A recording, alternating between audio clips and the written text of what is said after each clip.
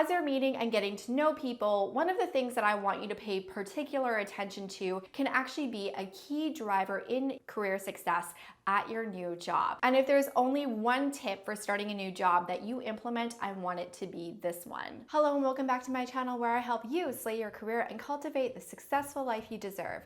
For the best career success advice in cyberspace, make sure you click that subscription button and the notification bell. I got this question originally from one of our Career Bestie community members, and I actually have a few clients that are starting new jobs in the next few weeks. So today I wanted to give you my best tips on how to start a new job remotely. I know that this is a different experience for a lot of you, as if finding a job in these strange times we're in was not enough. To actually be starting a job and setting yourself up for success is a whole other story. And I know some of you have worked remotely before, but for most of you, this is going to be something that is brand new. So if you're in your first week of a new job or in your first weeks of a new job, this video is just for you. If you're ready to slay your first week at your new job, click that thumbs up button and let's jump right into it. My first tip for starting a new job successfully remotely is making sure that you have your logistics all squared away. And I know that this one is going to seem really obvious, but trust me, it's the details that you need to know to make sure that especially your first day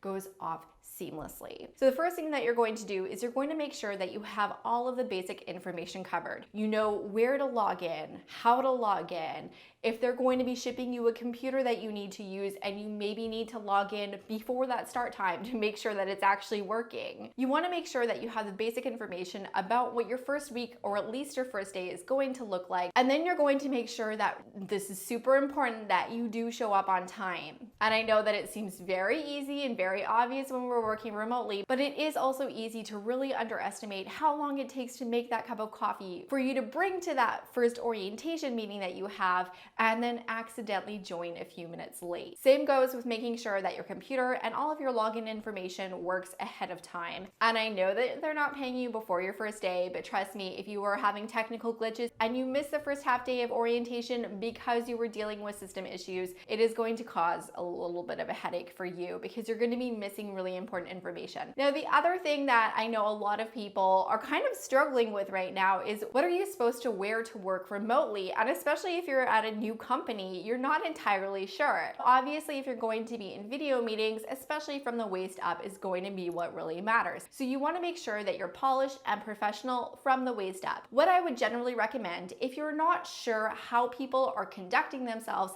at your new company already is that you can start off on the more dressed up side because it's very easy for you to change clothes if you need to, and it's better to overdress than to underdress. Something like wearing a collared shirt or a blouse is going to be something that works very well, making sure that you know you've brushed your hair and probably even your teeth, even though they can't smell your breath, is going to be something that just makes sure that you are camera ready if you are going to be using your camera in your orientation and in those crucial first few meetings that you're having with your new boss and your new team members.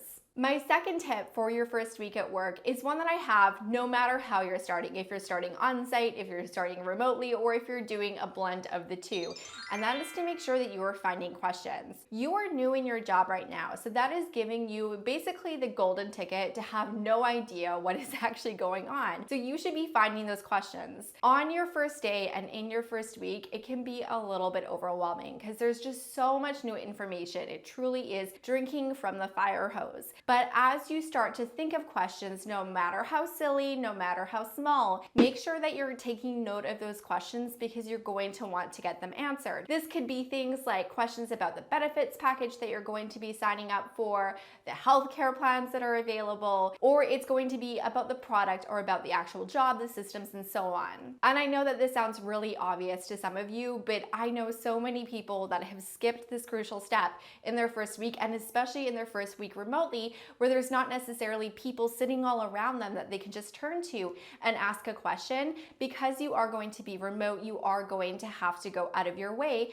to ask those questions. And that is actually going to bring me into my next tip for your first week at your new job, and that is to get to know people. When you start a new job on site, it's very obvious you have your team members that are sitting around you, you're meeting other people at the office, maybe even in your orientation classes if you're starting at a bigger company. But when you're starting remotely, you're basically in a whole bunch of Zoom meetings.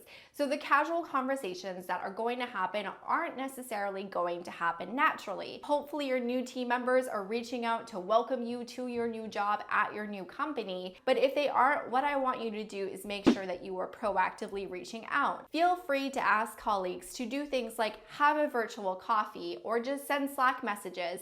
And this is where you can actually combine this with the last tip, which is something that I actually learned from one of my old managers, Josh. When I was onboarding at the company where I worked for him, I had a ton of questions and I was fully remote. And I didn't necessarily know who to ask what question. What he did was he gave me a different team member every week who was going to be my point person. I would send them instant message questions along the day, or we would have a scheduled meeting at the end of the day for me to just ask questions. In addition to getting my questions squared away, it was a great way for me to actually get to know people because it gave me some common ground for them. Plus, it was putting them into the expert seat, and that made them feel good about themselves, which obviously made them feel good about me. Well, at least I hope that's the way it went down. If your manager hasn't already done this, this is something that you can very easily ask for. Be proactive about it. The other people that you can get to know is if you are in an onboarding group, even if it's a virtual onboarding group, some of the connections that you can make with the people that are starting a new job along with you are going to be crucial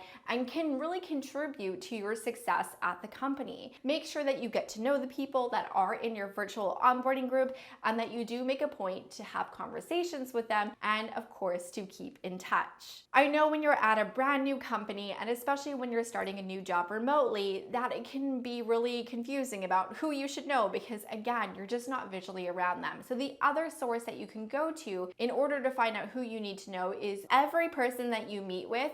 I want you to ask a key question. I want you to ask, who else should I get to know? This is people who know who you should know telling you that information. And then the other benefit when you ask this question is you can also ask them for an introduction, making it a whole heck of a lot less awkward to send an email and to ask for a meeting with that person. One of the great things about starting remotely in your first week at your new job or in your first weeks at your new job is that the whole name game thing is suddenly going to become a lot easier. You don't have to remember a gajillion names because they're all in front of you in instant messaging and in the Zoom meetings that you're attending. Do make sure though that you are taking note of who you are meeting, how you will work with them, and remember with each person that you meet to ask who else you should be introducing yourself to. If you're not entirely sure who else you should meet, in addition to asking people, you can also check out your company's org chart and even just cruise LinkedIn to start to get to know people. And make sure that you're adding people on LinkedIn as you are meeting with them as well. As you're meeting and getting to know people, one of the things that I want you to pay particular attention to can actually be a key driver in career success at your new job. And if there's only one tip for starting a new job that you implement, I want it to be this one. In your first week at your new job, I want you to pay attention and to observe. First of all, I want you to pay attention and learn about the general culture of the company. Hopefully you did a great job in your job interview of asking questions and getting to know it, so there aren't going to be any surprises. But there's definitely going to be things that you get to know, such as what time does everyone log off at the end of the day? When are people online? What's the responsibility rate? How much do people actually chat in like team channels and Slack and stuff like that? The other thing I want you to pay attention to or start paying attention to is the company politics. I know, I want you in the game as soon as you get in it. And this isn't to say that you're going to start scheming and plotting to take over the world, or at least your new company and your new job. What I want you to do though is to start to get to know the corporate dynamics at the company that you're at. The psychology of the people that you're working with are really crucial for you to know how to interact and how to really stage yourself for success. The more that you observe this in your first days and in your first week at a new job, the more you're going to be able to optimize and to make sure that you're fitting in really quickly. That said, that does bring me into the next tip for starting a new job remotely, and that is to make sure that you are keeping it PROFESH. I know, especially when we're working remotely, we're working from home, perhaps you're legitimately working from your pajama pants and bunny slippers. I don't know, I'm not judging that. But in terms of your actual conduct and your appearance, I want you to make sure that you're staying very professional. As you are implementing the last tip and you are observing in the workplace and getting to know the corporate dynamics that are at play, I want you to stay out of some of the political minefields that too many people wander into in their first week at their new job. One of those is to make sure that you're avoiding any gossip. As you're chatting and getting to know people, you might come across the company gossip, and you do not want to fall into the hole and really to be tainting your own perception of people with other people's perceptions. As much as possible, you do want to stay away from the company gossip, and you definitely don't want to oblige if it were to come up. And one of the things as you're getting to know your new colleagues that they're going to ask is, why did you leave your last job? Why did you come here? If you didn't leave your last company on the best of terms, I want to make sure that you keep it positive and that you're not like bashing your old employer or your old boss, even if they totally deserve it. The reason for that is it just honestly doesn't make you look very good, and it's not going to be the best first impression in your first week at your new job. If you do need a video on how to like avoid gossip and stuff like that, I do have one. I will link it in the comments so that you can check it out after you're done watching this one. Now, one thing that I think is really important, and why didn't I mention this earlier? This is really important in your first week at your new job, is to make sure that you are using a powerful introduction. When you do meet someone new, they are going to ask you about yourself. And I want you to lead with a structure where they not only know you, but they know exactly what you're really good at and what they should be coming to you for in future. You're essentially staging your professional brand at your new company so people know who you are, what problems that you solve, and really what you're going to stand out for. I am going to actually do a deep dive video on this coming up on my channel. So if you haven't already, do click the subscription button if that is of interest so that you don't miss it. And that leads me into my favorite of all my tips for starting a new job, especially when you're starting a new job remotely. And that is that you're paying attention to the success essentials in the first 90 days. You won't necessarily have this all entirely mapped down at the end of your first week at your new job. However, I want you to start to understand it, and this can also help you orient your questions, who you're meeting with, all of those fun things. There are 3 crucial success elements in your new job. That's knowing what is important,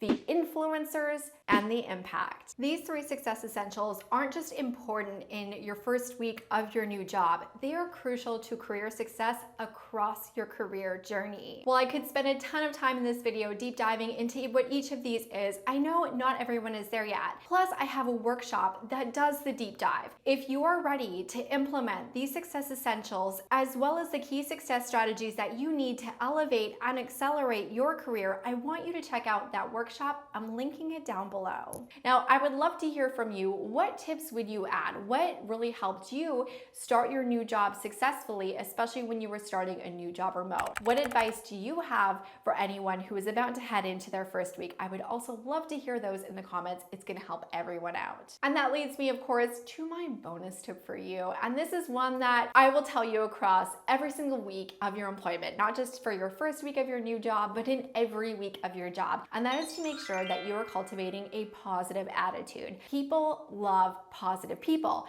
They make them feel good. Plus, you're going to be super duper excited to be starting your new job, and it is going to be easy to establish it, and it will become so much easier to maintain that momentum. If this is something that you have been working on, I would love for you to check out this video right now for more tips on how you can have a positive attitude at work. As always, thank you so much for watching. If this video was helpful, give it a thumbs up. If you have a friend starting a new job, send this along to them so that they can succeed, and I will see you in the next video. Bye for now.